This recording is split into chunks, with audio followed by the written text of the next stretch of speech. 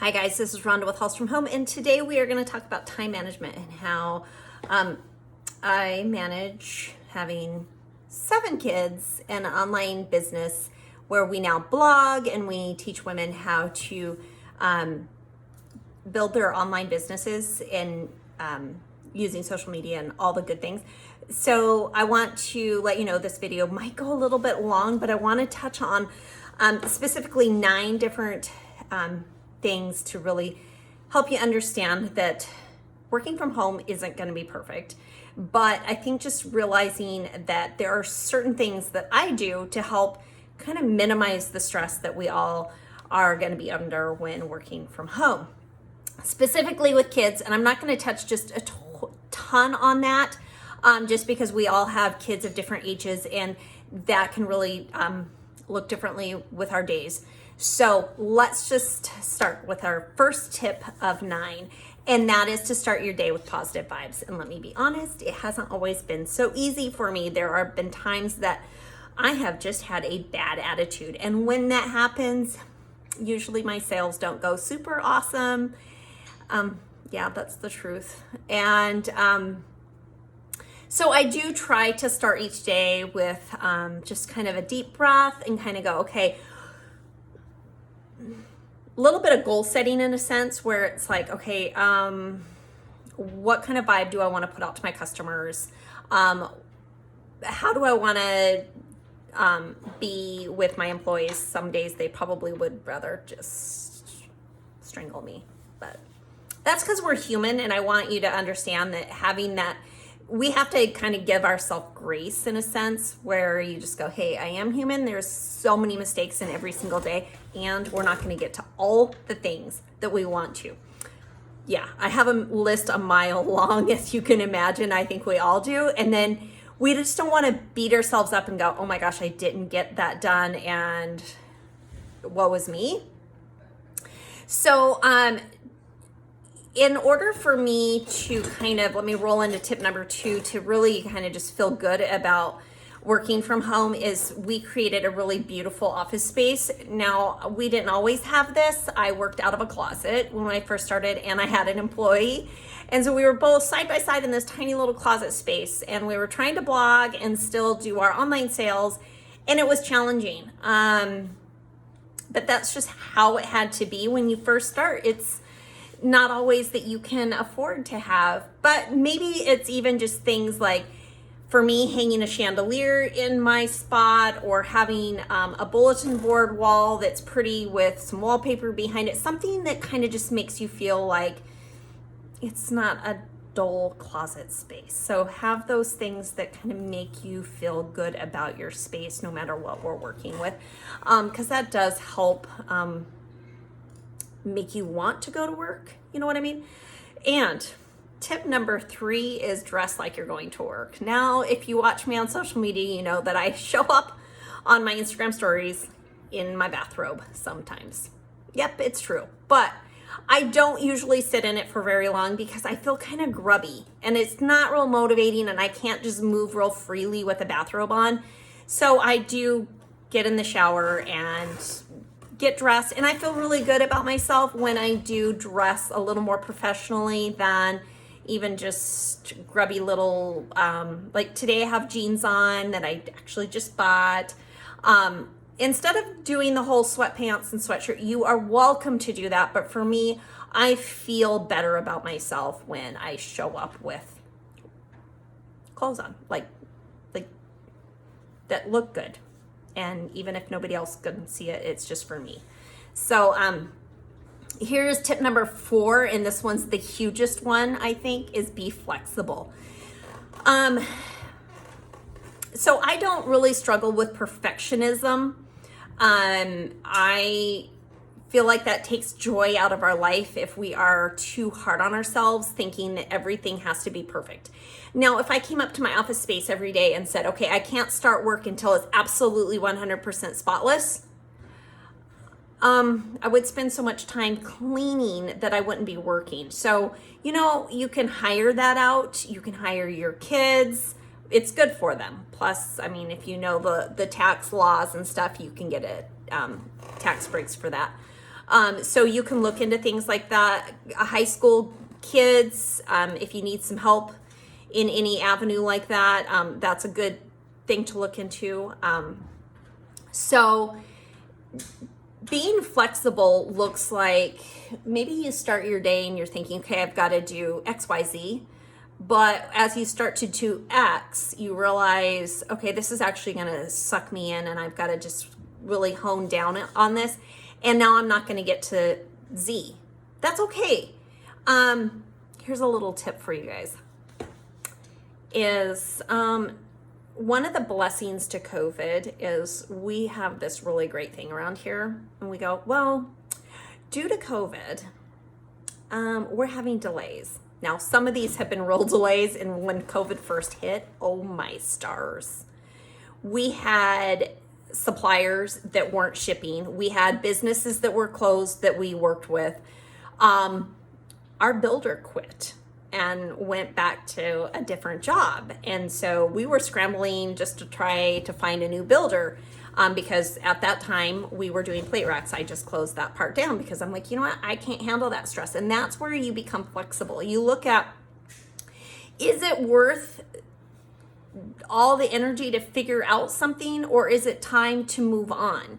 And so that's where you just want to be really flexible with yourself and with others. Is just to kind of have that whole easy, maybe like a little bit of forgiveness in there of just like, you know what? Okay, we'll roll with that. And if you need to make changes, then you make changes later and it all works out. But like for me, I have so much on my plate every single day, every single week, which I choose. I've chosen this life as a blogger, a mom, a wife, a farm owner, kitty cat lover, dogs, cats, friends, all that, I mean, you have to learn how to just be flexible to manage it all. Otherwise you're going to always be uptight, and you just don't want to live in a world of uptightness. So tip number 5 is make your daily goals. Sometimes I write these down, and it's been really hard for me to do because I'm not a writer. I don't like to write down bullet points or lists. I've actually fought that my whole entire life. But it does help. So even if it's just chicken scratch basically, and you're just like, goal is, and I verbalize my goals to my employees. I'll be like, okay, I'm going to do this, and then I'm going to run down and I'm going to do that. And then I'm going to come back and I'm going to do this. And then, but like for me, emails will pop up in the middle of the day that you've got to address. And let me roll into that. So set your daily goals and then also your weekly goals, and kind of just scratch it out, let somebody know what those are, because it kind of helps you stay accountable to that. It kind of just takes the mental stress off when you do that. So get to responding to your emails. I like to do that first thing in the morning, get the new ones out of the way. And then as any come up during the day, I do make that a priority. As you know, in online sales, the faster you are at responding to customers, the more sales generally you make. But I have been a lot more lax in that as well, because I have so much going on that sometimes emails have to wait to the next day. Possible loss of sales, but I have to say that's okay, because we are looking at time management and stress management, and that's like, so another tip is number 7, take small breaks during the day. So if it's sunny outside, sometimes I will just go grab something to eat, and I will sit outside and eat that. Sometimes it's just walking down to the mailbox and it's enjoying some fresh air. Sometimes I'll just tell Claire, my assistant and daughter-in-law, who's been with me for a while, is I'm gonna go take a nap, which is usually my afternoons that I get super tired, and I'm like, I've got to go rest my brain. That's how I de-stress. And then I can get back into everything with a little renewed sense of, okay, I can do this. And it's not an energy like you typically have in the morning. Here's an extra little tip. I like to take a B complex, or I have a sublingual bee spray from Dr. McCullough that I like to take every day. It's by my toothbrush. I spritz it under my tongue. that really does help with energy and balancing out those stress hormone levels. And that's a simple thing that I do. There are other vitamins that I should be taking. Some days I take them, sometimes I don't. Totally up to you. Running some essential oils in the air can really kind of help. Maybe if you do like soft music, just kind of, or whatever it takes to kind of just set that vibe. Definitely do those small things. It does help. And then number 8 is ask for help. I can't do what I do without help. One of the things I struggle with is maybe asking for too much help. Like I'll be like, can we just hire that out? Oh, can I just, where some things I have to focus on and do myself. And so for me, we have like my daughter-in-law Claire, she actually does our blog. She does a lot of the back end on the computer work, our coursework. I'm a kind of the social media person, so I manage a lot of that. I shoot a lot of the videos. I shoot a lot of our product photos. And then we have somebody that helps with our products, sewing pillows, and we paint up stuff and all that. And so you kind of have to look at your budget. I get that. Like, not all of us can afford help, but we do want to look at if we're doing something long enough and we're still not making the income we need to be making, then we need to make some changes because we all need help. And so, like, I just know blogging, if I was blogging by myself, how much work that is, that you really do want to get to a point where you're making money with ads, and so that you can afford somebody to help you, because 2 is better than 1. In just my personal opinion. I like to work with somebody. It keeps me more accountable. I can bounce ideas off of, and they can say, hey, but we need to get this done, or we need to get that done. And to me, that's just super helpful. If you don't have the ability to hire somebody, have an accountability partner. And I also have that in my blogging community, where I can get on Vox and I'll say, hey, this is what I'm struggling with. What do you think? And they will, my friends, usually I just keep it pretty small as to who I reach out to, just because, too many people in your space can really kind of clutter your mind. So it's like, hey, this is kind of what I'm struggling with. What do you think? And they will kind of help get you back into your zone and doing what you need to be doing, and reminding you that this works, that doesn't work, all those things. So definitely an accountability partner. If you can't hire that out, just reach out to those friends in business that can help you out there. And then number 9 is turn off your work at the end of the day. Do I do that? Depends on the day and what's going on. As a mom of 7, some days we have the kids coming over for dinner. We still have kids that live at home, but some of them are married, and we have a grandkid. And so sometimes it's like, they're coming for dinner and they're going to stay, and I'm going to make a dessert. Sometimes I don't make dessert. Then, you're not responding to emails or whatever. It's just a really good way to de-stress from the work life and just kind of enjoy regular life. I highly recommend just saying, you know what, these are my work hours. And I've told that to some of our sponsors or people we work with, our brands, that, they'll be like, oh, hey, we have a deadline and it's this. And I'm like, you know what? We actually work from 8 to 4 every day, but we take weekends off. And so we can't do any content work during those times. And I pretty much stick to it because I want my weekends to be for me. And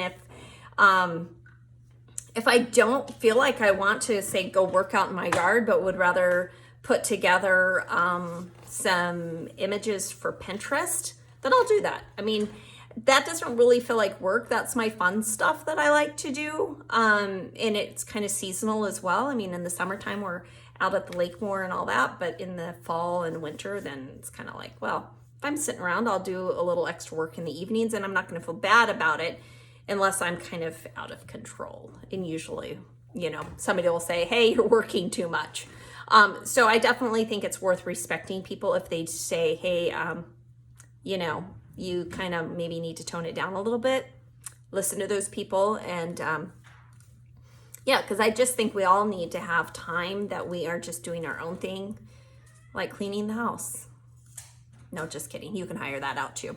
And you don't have to feel bad about it. Or you can have your kids, if you still have kids at home, you can have them help. And I'm not going to really go into that because everybody parents differently on that regard. But so hopefully those tips kind of helped you to see that having a lot of things on your plate doesn't have to be super stressful. If you just go, okay, this has to get done and this can get put off maybe for another day or for another week. Really just look at what's actually making your business money. Focus on those things more. And some of the things that maybe you're like, I'd love to do that, or but it's really not going to be profitable, kind of push those more off to the wayside. And you know, sometimes I'm going to be honest, I do push my work off. Sometimes I'll, what I call spin out during the day. I'll be like, I know I need to get back to this customer on this particular thing, and I just don't really want to. I'll maybe go distract myself and go sew up something, and it's like, my employees are probably looking at me like, what are you doing? I'm like, I'm actually avoiding my work. And I'm very much aware of it, and I think that's a really good place to be. It's kind of a healthy place to be, to realize that, you know what, I really just don't want to do that. But yeah, you kind of have to. So then sometimes I'm like, deep breath, let's just go deal with what you got to deal with. And then you can do those other things so that it's not hanging over your head. So anyways, just wanted to share all that. Feel free to reach out to me. And if you have any questions, and you can always catch our daily updates, which is on our Instagram stories. That's kind of where I hang out and I distract myself with work. And it's super fun because I love people. They're super awesome. And so, and then we have our Instagram course that is just launching. That is always available. So it's not like, oh my gosh, freak out, you got to get it right now before it closes.